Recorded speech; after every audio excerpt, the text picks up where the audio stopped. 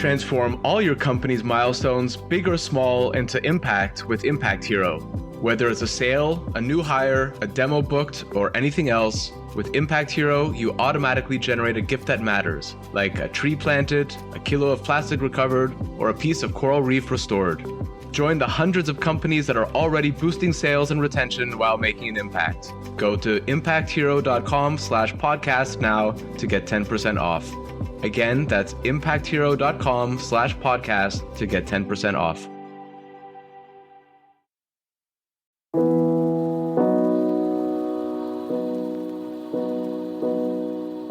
Welcome to another ClimateTech podcast, interviews with the people trying to save us from ourselves. Lisett Luik is co-founder of Arbonics, a company that helps forest owners monetize the carbon credits that they can produce. Hot off of raising a €5.5 million round, they're garnering lots of interest from landowners and buyers of high-quality carbon credits alike. I reached Lisett in Tallinn, Estonia. I'm Ryan Grant Little. Thanks for being here. Lisett, welcome to the podcast. Great to be here. Thanks for having me. You are the co-founder of Arbonics, which matches landowners of forests with companies that are looking to offset carbon. I checked out your website, and on it you say that forests have been undervalued for too long. I wonder, what do you mean by that? Sure. So I think the way we think about forests is they really provide a range of different services for us as humans. So, they provide us with timber that we can use to build things. They provide us with carbon storage. They shelter animals and birds, etc. But historically, only really the timber part has been paid for. So everything else that you get from forests, even just a nice environment to walk in or pick mushrooms in, doesn't really have a monetary value. And what that sometimes means is that the incentives can get mixed up. So for a landowner, they want to maximize their income.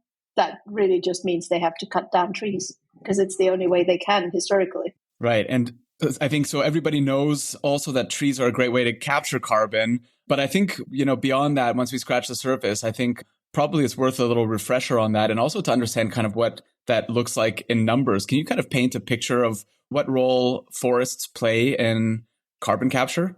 Yeah, absolutely. And so going top down, I always like to set the scene by just putting it in context. So we emit every year as a planet roughly 50 gigatons. That's 50 billion tons of CO2. And at the same time, we're removing 2 gigatons. And these 2 gigatons, despite our best efforts with all kinds of cool technologies, 99.98% of that is done by nature. So we're talking forests, also soils, oceans, etc. But forests in particular take the bulk of it. So it's about 70% of those 2 gigatons is removed every year. And when you look at an individual tree, it really varies a lot, based on your tree species and where they're growing and how fast, etc. But you could be looking on a single hectare of land, which may have something like 500 to 800 trees when it's mature.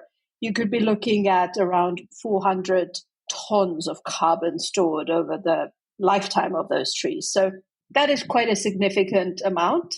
And a lot of this work the trees just do for us anyway, but we really think there are ways to optimize it and increase it. And our ultimate goal is to increase that 2 gigaton removal that we do annually to 10 gigatons, because I think that would set us on the track to hitting our climate goals, being more likely to hit our climate goals. This sort of feels like a forest Tinder question, but what are you looking for in a forest? So I would imagine that not all forests are created equally in terms of carbon sequestration. What forests perform the best? What kind of forests landowners are you talking to and do you prefer? So when we talk about a forest, we're really talking about a full ecosystem. It's not just a collection of trees. We're also talking about understory plants, what's going on in the soil, who else lives there, etc. And the forests that do the most for the planet tend to be the most biodiverse ones. So what that means is multiple species of trees, different ages of them, but also different species in the understories, different soil organisms going on. So you really want the forest to be quite diverse because it makes it both store more carbon overall, but also makes it more resilient to things like fires and pests and wind damage, etc. So even if you say have a pest go through your diverse forest, it may take out a particular tree species, but the others will still thrive and will fill the gap. So yeah, generally we look for forests to have as much diversity as possible. Okay, so this is contrary to kind of the planned forests that we see across Europe from the past decades, where it feels much more like a kind of monoculture. Yes, that's true. And I would say also some of those planted forests can actually become quite biodiverse over time. And you do have forest types. Pine is a good example. Pine doesn't really like other types of trees growing next to it. So you see a lot of what you might call a monocultural pine forest. But when you really dig into it, there's actually a lot of other species going on in the understory. You might have blueberries, you might have different types of mosses, etc. So I would really differentiate between, even planted forests, if they're done in a similar to nature way, can be really biodiverse. What you really want to avoid is those big plantation types when you bring in a non-native species, such as often eucalyptus. You use some sort of chemicals to kill all the other plants and so it just looks like a bunch of trees in a row with grass underneath them. It looks more like an orchard. That's not really a forest. It's not as strong. So you want to avoid that.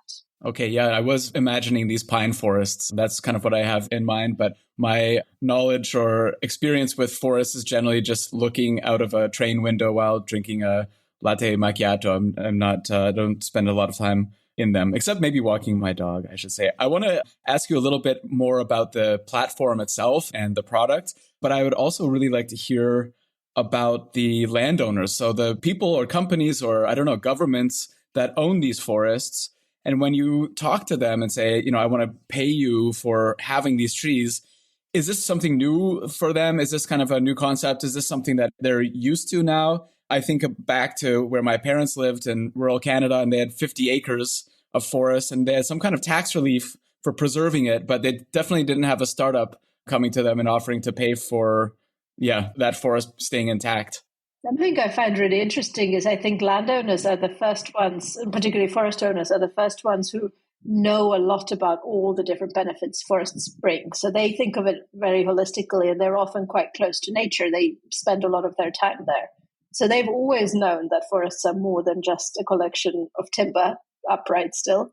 But I do think they feel that historically that hasn't really been compensated for. So they often try and keep things like more interesting trees or some that are good for birds to nest in, etc. But they do it at the expense of their actual income. And there are programs across Europe. There are different things around protecting particularly interesting biodiverse habitats, for example. The payments tend to be relatively low. It varies massively country by country, but they tend to be quite low. And the restrictions are heavy. And so I think a lot of landowners do feel like they are expected to maintain something that gives a great deal of societal value in exchange for nothing. And that is a difficult deal because at the end of the day, they're business owners. They have children to educate, houses to renovate, they need to put food on the table. And I think it's quite harsh of us to expect them to just do the thing that we consider the right thing for no money at all. So when we approach them, they really like the idea that they might get a benefit from doing something that they would rather do anyway. They like the nature first approach generally because they tend to be, as I said, very close to nature themselves.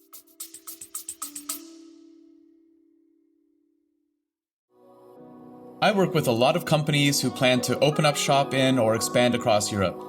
My one big piece of advice: don't fall into the trap of setting up a new entity right away. Instead, talk to my friends at Paracar, who can help you get up and running without all the costs, not to mention the legal and HR hassle. When I was hiring in different EU countries, I wanted my team to focus on their work, not on the country's bureaucracy. After interviewing a half dozen international expansion firms, I chose Paracar because they were by far the most knowledgeable and they're great people. Whether you're a large multinational looking to expand abroad, a small business looking for the right talent, or a contractor, they'll sort it out. Book a free, no-obligation consultation right now at paracar.eu/climate. That's PARAKAR.eu/climate.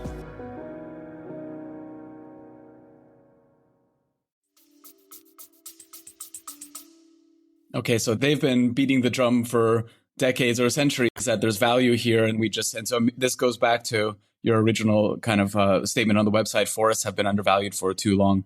Can you talk a little bit about, so what does the platform, what is the product, maybe just kind of, the use case, who it's for, how people use it? Is it I presume it's a digital platform?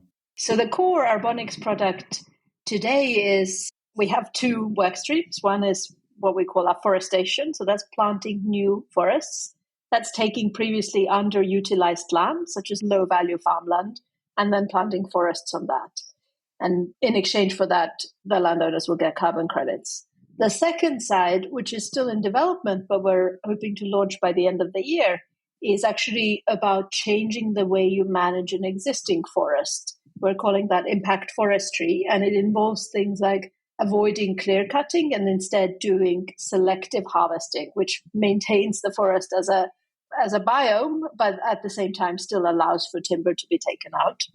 And at its core, the way it works is landowners come to us. We use our data platform to very quickly analyze, based on their land ID, in the case of afforestation, whether or not this land might be suitable for planting. We take into account legal regulations, whether there's any valuable habitats on it, whether it's valuable farmland, but also things like soil, what would actually grow on it and how much carbon it can store.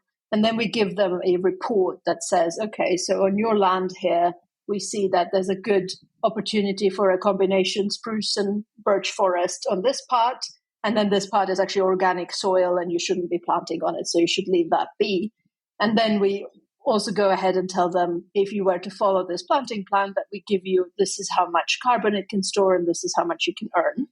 And then how we make money is we take a cut of the carbon credits generated, which means our incentives are aligned with the landowners. If they don't get any credits, we don't get paid. So it's in our interest to make sure that we don't, for example, accept any landowners who are actually not suitable for carbon credits. And we don't accept any land where you might have issues later. So we try and do all of that analysis upfront. Okay, so it's not about just taking existing forests kind of as is, or maybe it is also like that, but you're actually giving them a kind of recipe for how to maximize the carbon sequestration potential of that land. Absolutely.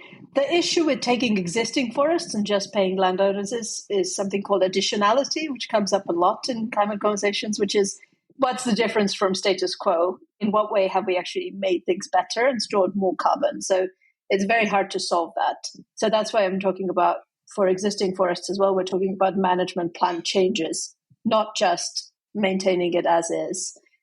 What's challenging about this approach more broadly is that this additionality concept, it's absolutely valuable, but it sort of tends to punish the ones who have already been doing great things. Yeah, right. And that, frankly, is something we haven't figured out yet. I'm not even sure anyone has figured that out.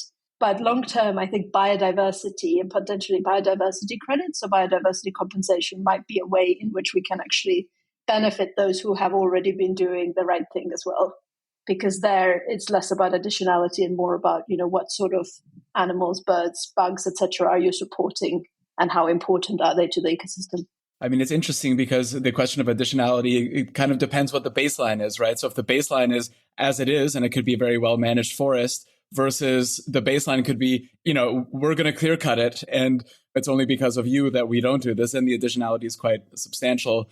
I'm reminded a couple of decades ago when there were massive incentives for shutting down refrigerant plants that were using Freon, I think it was. And the incentive, then what happened is people were setting them up just to shut them down. And so, yeah.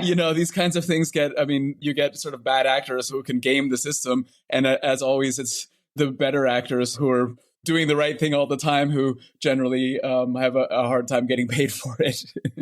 Absolutely. And to avoid those types of issues, like the Freon credits out of China in particular, we use a lot of data. So we look back historically. We look at old order photos to see what was on the land. So we can, for example, establish that the landowner hasn't, in fact, had an existing forest, cut it down, and is now asking for carbon credits to plant a new forest. Interesting. That would be a prime example of something that's not additional, and we take big pains to avoid it.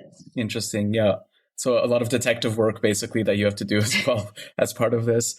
You mentioned some of the kind of EU incentives for this. You just touched on it. And I wonder to what extent this is all still voluntary or if there are kind of mandates coming down the pike. And somewhere in my mind, I have the letters CRCF as being related to this, but I don't know how. Yes, absolutely. So we are very much still talking about the voluntary carbon market that we as Arbonics operate in. But what's very exciting is the voluntary carbon market, which has been the wild, wild west for a long time, is starting to get more regulated. And I think you don't probably often hear startups being like, yay, regulation. But in this space, we honestly do think that's really valuable, because what it will help is get rid of some of those bad actors and low quality projects and make sure that the high standards are equally applied to everyone. And the EU CRCF, which stands for the Carbon Removal Certification Framework, great memorable name, is actually a good step in the right direction. So the EU Commission is putting in rules about what counts as carbon removal and what sort of quality standards carbon removal projects need to live up to. And they're including afforestation, so planting new forests as one of those. And we really welcome that and see that as a great news, because again, some of the rules are, for example, don't plant invasive species, don't use chemicals, etc., avoiding those issues we touched on earlier around real monoculture plantations, etc. And presumably it also makes it, gives a bit of confidence for the buyers of these credits to know that there's kind of a set standard on this. Who are the buyers? Who's on the other side of the ledger? I'd say there's different groups of buyers or different sort of personas, archetypes. The most advanced are companies who have their own quite strong climate goals, usually SBTi aligned. So that's Science Backed Targets Initiative aligned, which means they're first focused on reducing emissions and then only as a secondary step looking to offset.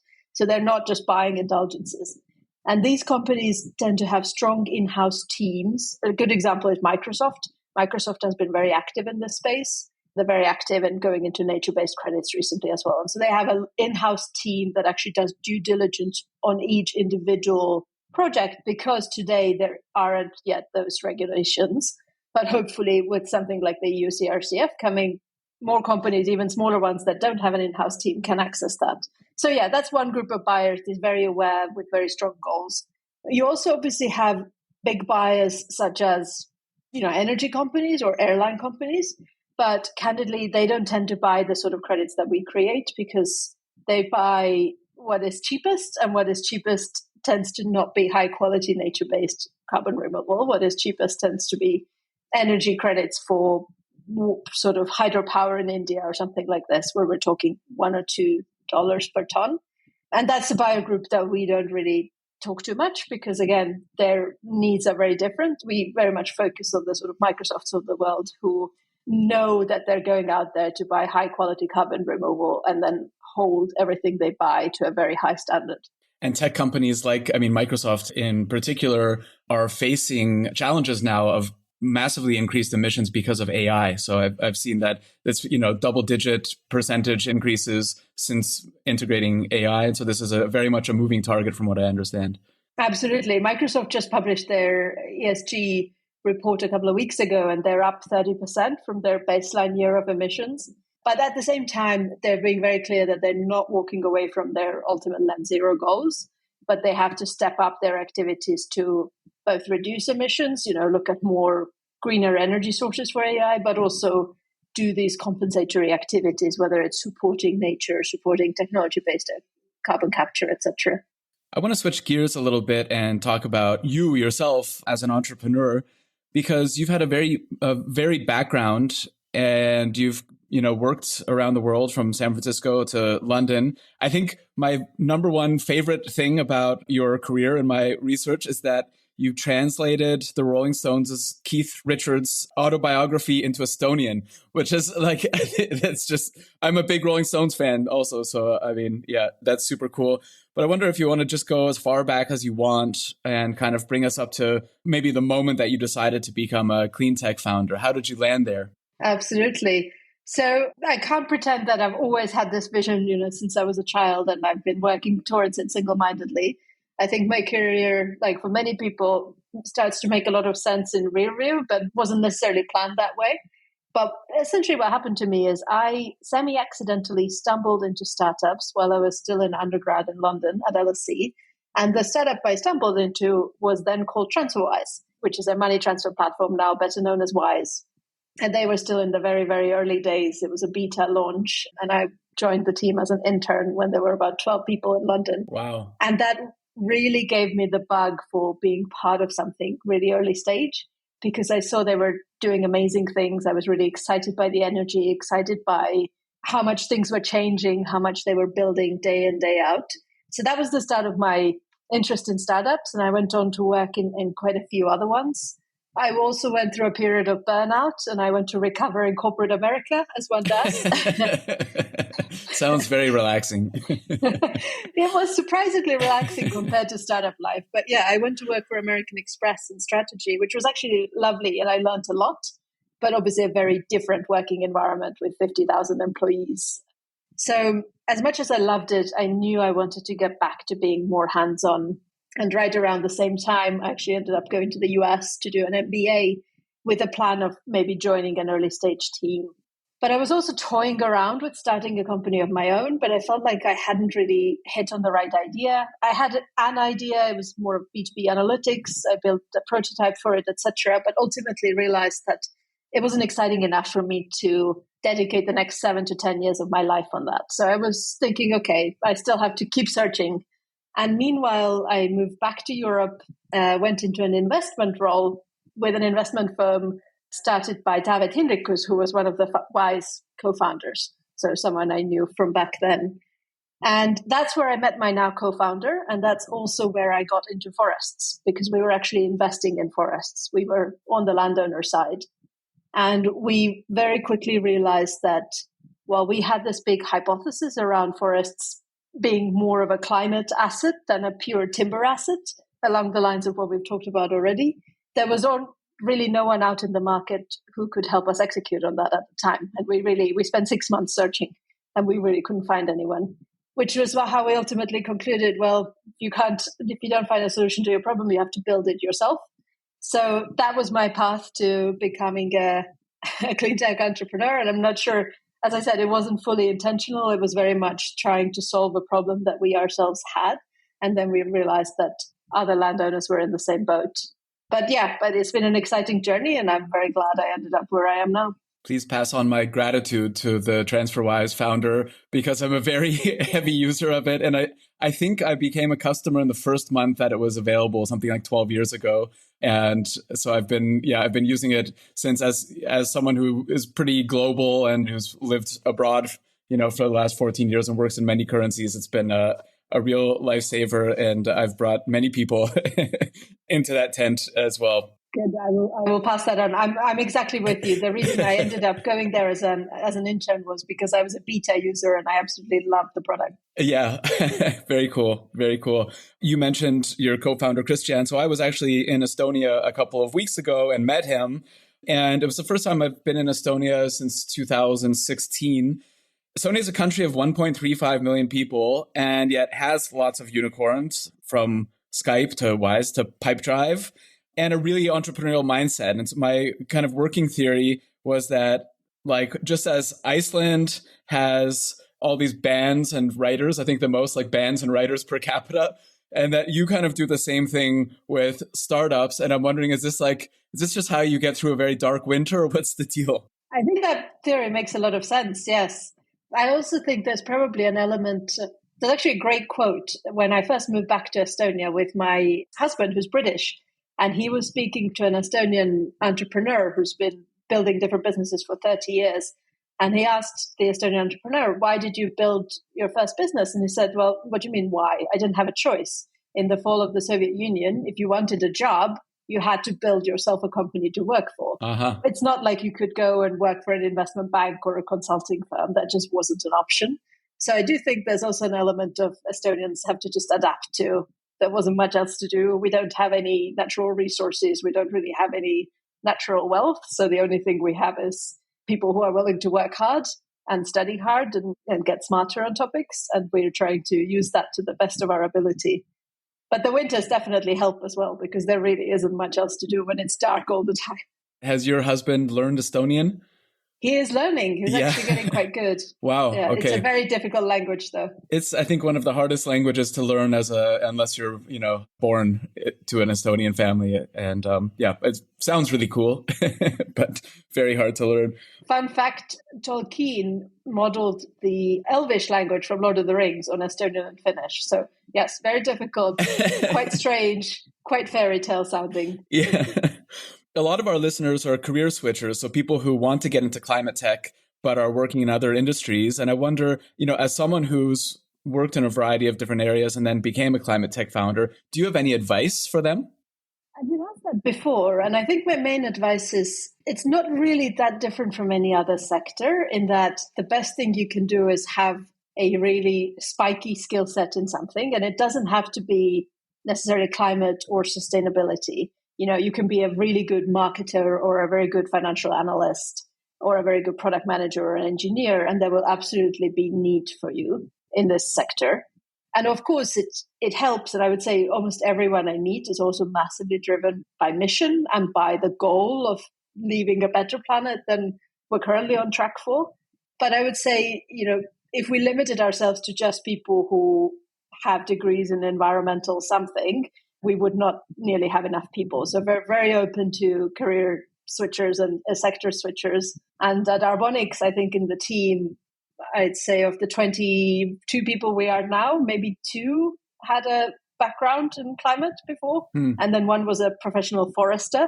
But everyone else is coming from different sectors. And what they're doing is they're applying their skills to this because they care a lot and they're willing to learn a lot about this sector. But really, ultimately, they're very, very good at something functionally. So they have a very spiky skill in that way. And I think that is probably the best way you can get into this sector. I love that answer. And I feel also, from my own observations that we need people with just fundamental business skills and also people with sales skill that we definitely need in the sector as well. But I'm with you that I love the general values alignment of the people who have chosen to have careers in climate. So you get to, one of the big bonuses is you get to work with values aligned people in general. Absolutely. I love it. As for the mission of Arbonics, how can people help? What kind of people are you looking for? Are you hiring? Are you looking for customers? Are you doing a financing round? And where's the best place for them to get in touch with you? The best place to get in touch with us in general is through our website, which is arbonics.com. We have just gone through a big hiring spree, so we're not actively hiring right now, but I'm sure we will be again in the coming months. And we're always thrilled to speak to people who are interested in the space and explore if there's areas we could cooperate on. We are, of course, particularly interested always in speaking to people who own forest land or are active in that space, not only to potentially onboard them as clients, but also just to learn from them, because we think there's a lot of wisdom in that population. So, yeah, I would say if any of this resonates, feel free to reach out on either arbonics.com or I'm foundable on LinkedIn or on Threads as well, and always happy to chat anything nature-based or climate tech or just entrepreneurial life in general. Great. And as always, I'll put links in the show notes. Lisett, thank you so much for joining me today. Thank you. It's been great. Thanks for listening to another Climate Tech podcast. It would mean a lot if you would subscribe, rate, and share this podcast. Get in touch anytime with tips and guest recommendations at hello@climatetechpod.com. Find me, Ryan Grant Little, on LinkedIn. I'll be back with another episode next week. Bye for now.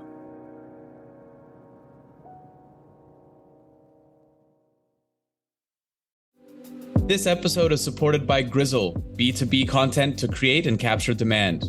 I first met Grizzle's founder, Tom Watley, 5 years ago at a conference in Dublin. I was so impressed that I signed a deal with him to do all my software company's content that same evening at the pub. Remember that, Tom? Kinda. And they're still doing it 2 years after we sold the company because the new owners love Grizzle as much as I do. If you sell B2B, book 30 minutes in Tom's calendar at grizzle.io/climate. That's GRIZZLE.io/climate.